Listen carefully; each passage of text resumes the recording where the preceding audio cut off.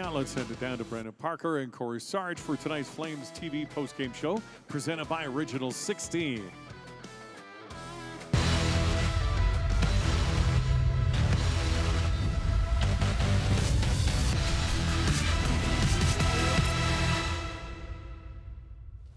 All right, welcome inside our Flames postgame live, presented by Original 16 on an absolutely wild hockey game here tonight. And entertaining, sure. Intense, yeah, there was some of that. And obviously some disappointment to go along with it. Brendan Parker, Cory Sarich, Flames fall 5-2 the final here tonight. But a night where is it safe to assume the scoreboard doesn't necessarily reflect the type of game we saw here tonight? Yeah, I think you hit the nail on the head with that one, Brendan. It was exactly what the Calgary Flames needed to do, wanted to do. They came out and executed their game plan. They got a team coming in here that's tired on a back-to-back. They came out, they took the forecheck to them, they took the first period. The first 10 minutes were all Flames. I think Dallas clawed back in a little bit in that first period, and then from that point on, the last two periods were all the Calgary Flames, and they ran into some hot goaltending. We had a couple of goals called back tonight. At the end of the game, they threw the kitchen sink at the Dallas Stars, and you got to give Casey DeSmith some credit. He made some spectacular saves. But again, it's going to be frustrating. It's going to be a tough pill to swallow, this one, for the Calgary Flames, but they did everything they needed to do to try to win that game tonight. Yeah, I mean, the shots, what did you say, 17-4 in the third period alone? And it seemed like as soon as they got that first one in the third, get within one, it felt like it was building towards that equalizer coming. And they had their looks. They had their opportunities to get it. Yeah, they sure did. And again, the Dallas Stars were opportunistic. There was just a few breakdowns tonight by the Calgary Flames, and they punched in on those. And again, can't really talk about Dustin Wolf. A couple of the goals were really, really tough against him. I'm sure he's going to be maybe frustrated on the last one, but there was a lot of breakdowns happening quickly in front of him. So all in all, again, it was a great effort by the Calgary Flames. But this Dallas team, their coach even said it last night coming out of Edmonton.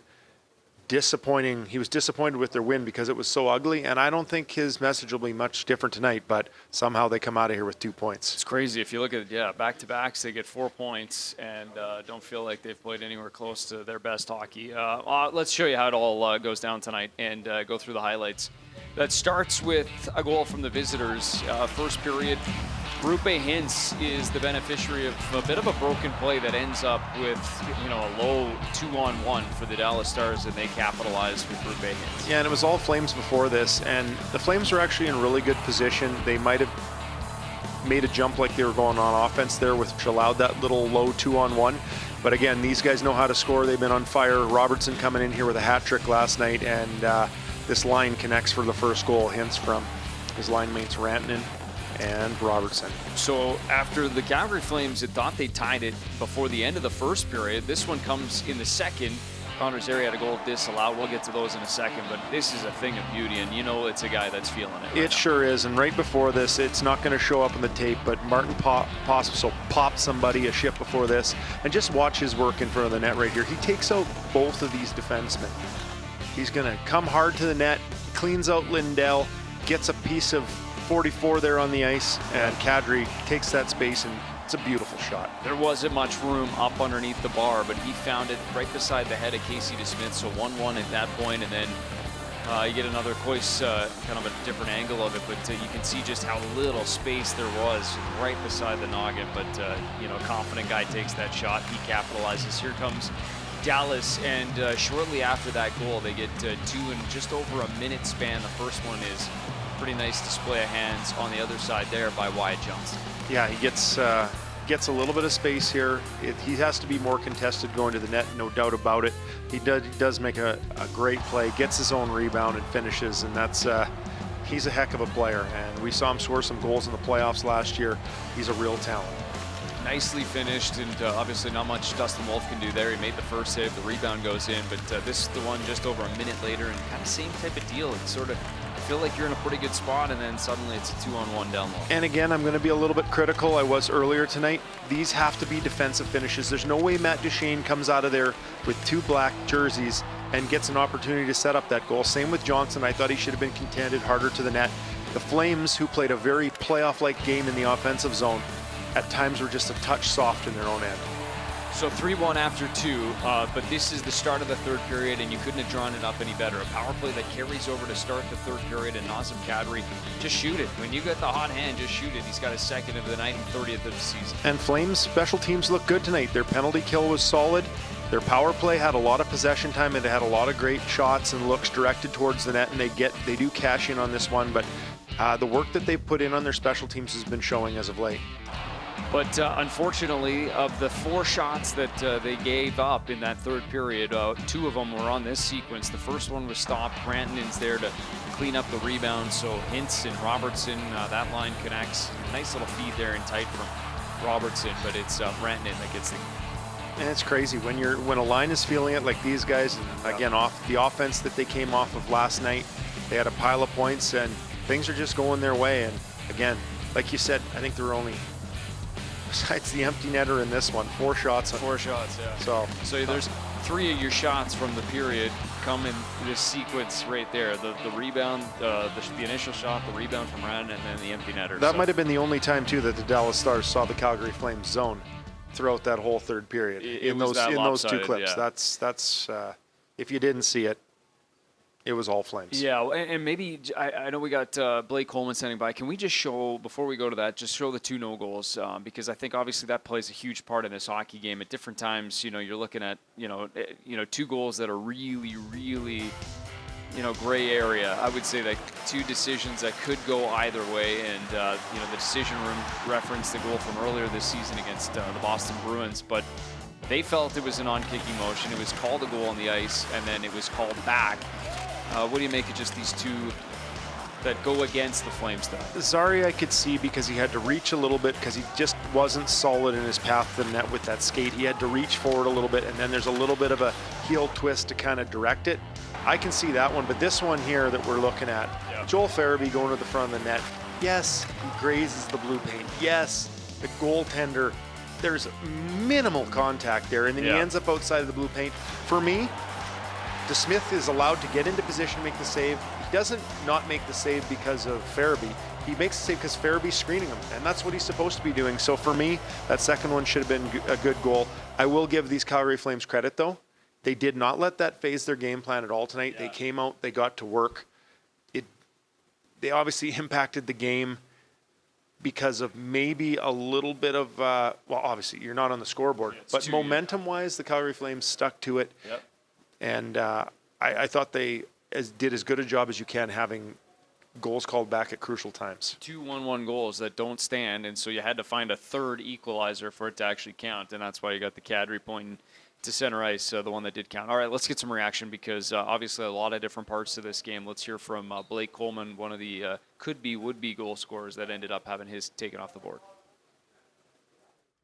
How best do you sum up what just happened there? Just frustration. I think I thought we played a really good game. Some unfortunate things that happened, but I thought to a man we showed up ready to play and just didn't get the result. Pretty safe to say you disagreed with the overturned goal, your goal? It's really it's unfortunate. I think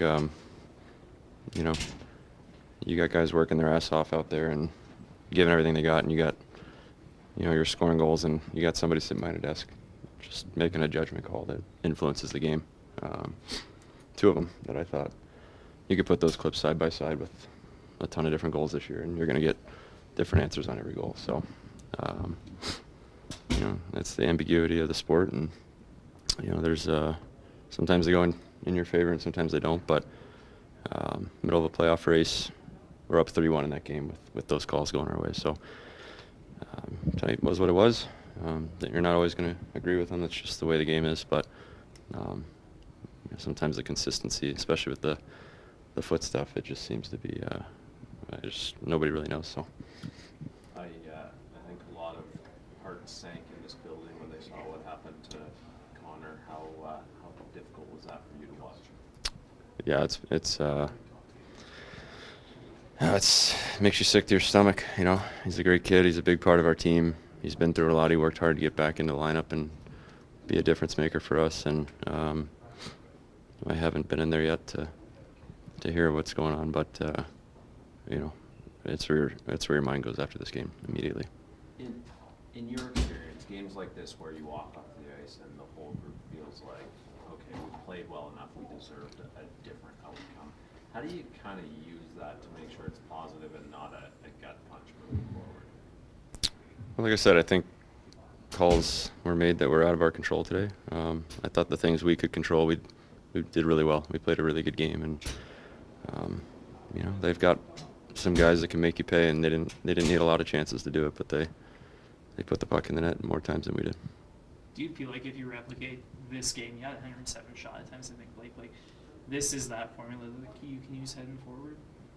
Yeah, I think we win that game most nights. I don't think anybody's, you know, disappointed with their effort tonight. I thought everybody showed up and left it on the ice, and like I said, sometimes it just doesn't go your way. Okay, thank you, bud.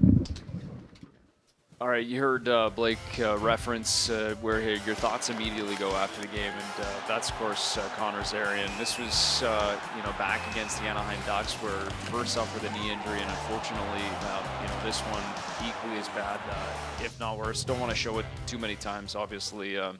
Just a really unfortunate spot on the ice, and, you know, Rantanen loses his edge and just, you know, takes the legs out from Connor Zarian, but you know, just obviously some massive disappointment for a guy that's been so good for this team and such a great young player. Yeah, and it's just rotten luck. Like, more often than not, a guy loses his edge and goes and bowls somebody over, your skates get pushed forward, Right. and they both come flying out, and you're honestly kind of worried about falling on your tailbone or the back of your head. But for him, if you get to see that again, his left foot gets stuck. It's almost like his toe digs into the ice and gets caught underneath. Yeah. Rantanen, it's just super unfortunate. Just so unlucky. You could see how uncomfortable Zari looked there on the ice afterwards. And again, the lineup, you kind of get it all pieced back together here. You got everybody in. You get Finally a get chance to Michael take back, a yeah. look. And that's just the way hockey goes. It sure is sometimes, and it feels like tonight was a night that have a bunch of different things stacked up that felt unfair, and that was certainly one of them. So our best to Connor Zary is obviously he gets looked at here post-game. All right, let's go back inside the room. Let's hear from Nazem Kadri now. A couple of goals, obviously, in his third career 30-goal season. How do you sum up what just happened there tonight? I think we dominated. I mean, I really liked our effort, really liked our game. Could have certainly had a few more. So, you know, I feel like if we play that most nights, you're going to get the result you want. The disallowed goal, how big was that in terms of momentum, or at least the final outcome? Yeah, goals, yeah, plural. I mean, I think both unfortunate that, you know, definitely disagree with. I mean, Beezer's outside the crease. Don't really see a whole lot going on there. I mean, Zari's is a redirection, it looks like. I mean, doesn't pick his foot up off the ice. So, I mean, really certainly feel like we got robbed tonight. Is it tricky, Nazem, not knowing what the standard is, whether it's for goaltender interference or feed stuff? Is it tricky when you don't have a clear-cut idea what's a goal and what's not? Yeah, certainly. I thought they were both goals. I mean, you know, that stuff happens in the playoffs. Someone's getting exposed. It didn't look like there was a lot for you to shoot at on your first goal. What did you see from your perspective? Just tried to bring him off the post a little bit. I felt like I had some room. I mean, Posby, I don't know if it was Zara. Posby was driving the net, created some space for me. I was able just to make a move and find a little pocket short side. So, big goal for us, yeah. Every team wins games and loses games. I think this is the first time, honestly, this season where you guys have come out and said, we feel like we deserved better from that game. Am I accurate in saying that? You are. Yeah, like I mentioned, I mean, it's one of those games where we felt like we certainly deserved it. You know, unfortunate to come out with a loss, but, you know, you got to tip their cap. Their goaltender made some incredible saves, and, you know, I don't think you can get discouraged with that one. It was heartbreaking for us to see Connor Zary grabbing his knee like that. For you as a teammate, how hard was that, knowing what he's been through? Yeah, absolutely. I mean, unfortunate. I wasn't even quite sure what happened. I just picked the puck up. I didn't really see what was going on behind me. I'm really hoping for the best for him. I know, you know, he's had a, you know, quick road to recovery from his last injury, but, you know, we're hoping it's not too bad, and, you know, I'm sure he's hoping the same. All right, there you hear from Nazem Kadri here inside the Calgary Flames locker room, and hard not to talk about the effort that he's given this group in the Spark. This was the overtime goal 2 nights ago, of course, the game winner against the Seattle Kraken, and then just stays absolutely red hot with his 6th and 7th goals in the last 5 games for the Flames. He scored a lot of clutch goals for this team, and a couple just here recently. And Nazem last year, he got stuck on 29. He was super close in that last game to getting 30. He's there with plenty of games to goal this year. And again, this guy, he likes to be a difference maker. He likes to score at the clutch times. He likes to set up goals. And again, a couple of beauties tonight for him. And you know what? You need a guy like that to kind of take the reins and drive your team, and he's done a great job of it as of late. Keeps on stacking them up, and obviously the Flames needed all of them, and obviously had a couple that didn't go their way. That was, that's going to, I think, be the topic of conversation here is the ones that didn't count, but got to make sure you give some credit to the goal scorer that helped provide your 2 goals here tonight in Nazem Kadri. And, I think we'll hear from Joel Farabee now because, it was interesting to hear his perspective of just, kind of what we talked about on the no goal. Not in the blue paint, not much going on there, and I think it's probably going to be universally disagreed with inside the Flames room, but probably there'd be some conversation around the league about that one too. Yeah, it'll generate conversation for sure because again, there's just such minimal amount of contact. More and more I watch it. Yeah. Again, if the goaltender's interfered with and he can't get to position to make the save, great. Yeah. But that didn't happen in this case. Let's hear from Joel Farabee, his perspective. Obviously, he was the one providing the screen in front and was plastered right there in front of Casey DeSmith. What was your perspective on the goalie interference call? Yeah, I mean, maybe touched him barely. Thought I was outside the blue. I was told by the refs that if the shot was glove side, it was a goal, and if it was blocker side, it's no goal. So not really sure what to think about that. How tough is it when you guys don't seem like you know what's a goal and what's not? There doesn't seem to be a clear-cut definition in the league. Yeah, I mean, it's out of our control. Unfortunately, I think back to that. I forget who we were playing. The one when Vladdy got his glove whacked, and then they scored, and somehow that was a goal. So I think I don't know, obviously biased, but I thought both were good goals.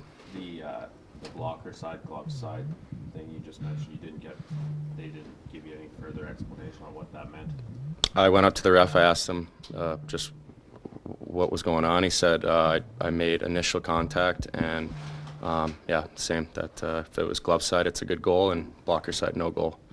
I've never heard that. So how proud are you of the fact that, despite those 2 major setbacks, this team still just kept plugging away? Yeah, I mean, the result sucks, but honestly, I thought we dominated that game. We were all over them, almost 50 shots. I mean, that game probably should have been 3-1 us to start, so could go either way. But can't really mope and dwell on it. We just got to get back, and I think if we can play that intense and that style the rest of the year, I think we're going to get in. So. Joel, I know you weren't here earlier in the season when Connor was hurt, but you've got to know him pretty good sitting beside him. How difficult was it to see that sequence? Yeah, it's just awful, man. Since I've come here, he's been just so helpful for me and such a good guy. He's such a great presence in the locker room, and he's one of those guys who comes to the rink and he just loves being a hockey player. So you really feel for him. Obviously, they don't really know too much right now. He'll probably get some imaging tomorrow and go from there. But hopefully it's not too serious and we can get him back because he's a huge part of this team. Cheers to another season of great times and great taste. Celebrate things done well. Original 16, official beer sponsor of the Calgary Flames. Must be legal drinking age.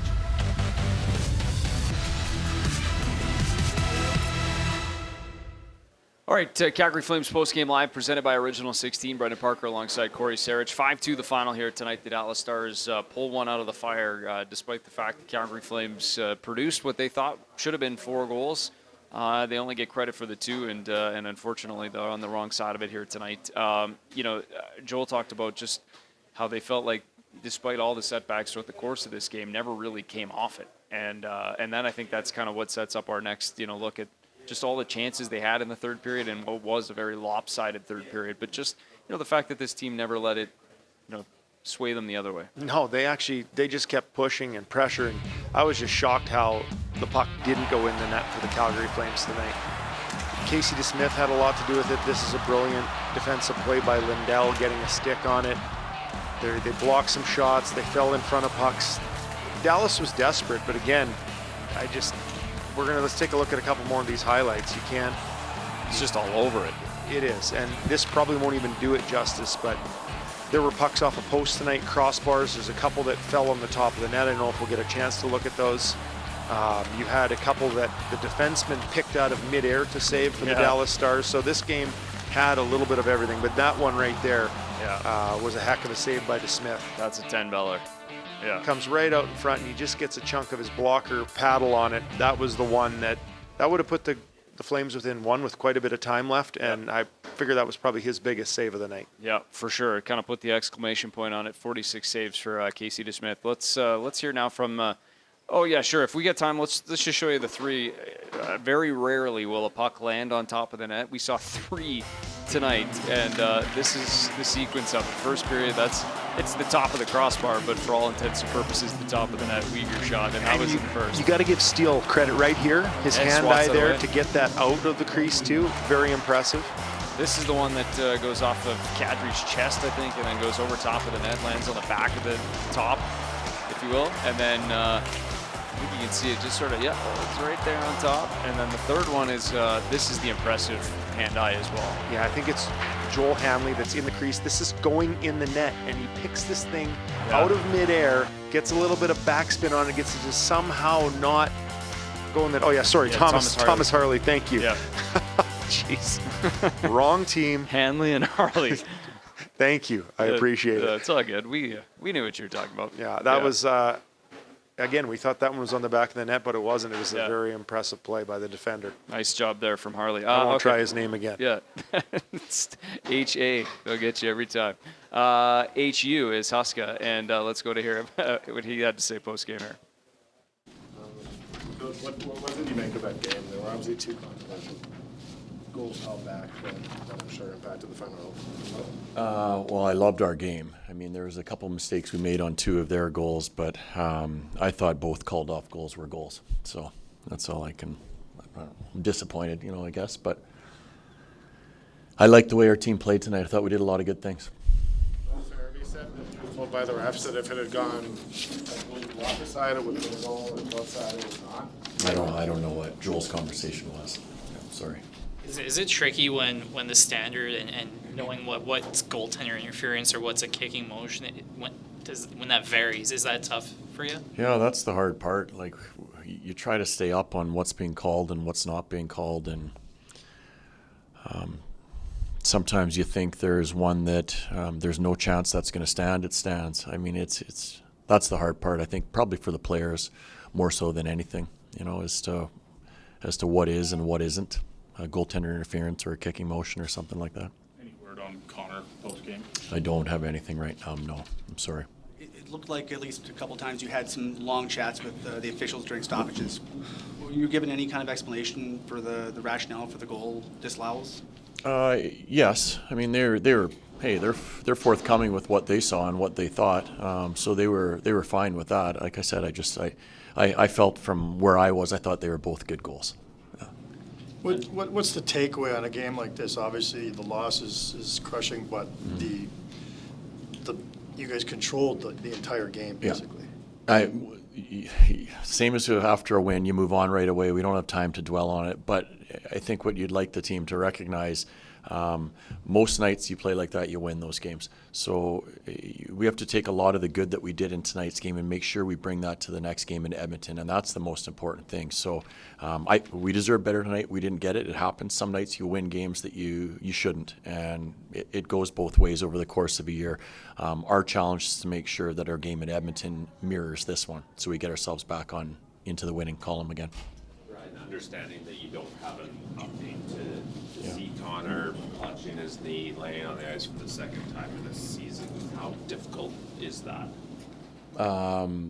For me or for him? For you. Yeah, it's hard to watch because he. You don't ever want to see a player go through that. You see how hard they work to come back with their rehab and try to put themselves in a position to come back. So our hope now is that the work that he's done has strengthened his knee up enough so the injury isn't serious. So we won't know more till later on as to what it's actually going to look like. But we're hopeful, I will say. Okay. Thank you. All right, with that, every game on home ice that we do the rest of the season, we will no doubt be checking on the Western Conference standings, and unfortunately not a kind night for the Calgary Flames in that regard. St. Louis did come from behind to win that game against the Nashville Predators. You were even saying that Nashville thought they had tied it there momentarily. Yeah, it was, I think, a play right at the end of the game. They just ran out of time, which would have at least limited St. Louis to maybe potentially 1 point tonight. Right. They end up getting both out of that.